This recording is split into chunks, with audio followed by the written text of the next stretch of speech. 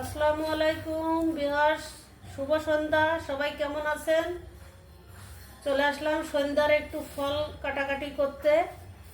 এই যে আমি নিয়েছি আপেল, মালটা, আঙ্গুর, ড্রাগন। আসুন আমি কেটে নেই। এখন আমি মালটাটাকে কেটে নিব। আমি এই যে এইভাবে কাটি, আপনারা কিভাবে কাটেন? আমি এই যে এইভাবে কেটে নিই।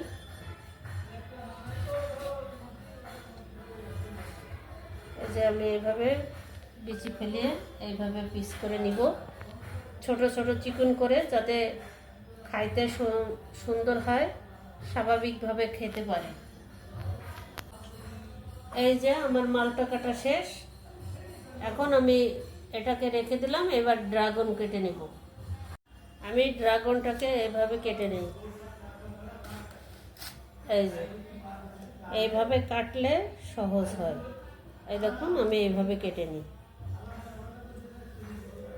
এই যে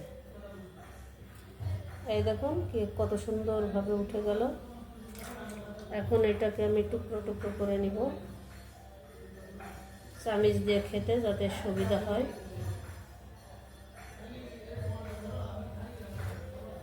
এই যে আমি এভাবে পিস করে নিয়েছি। এই যে আমার ড্রাগনটা কেটে নেওয়া হয়ে গেল।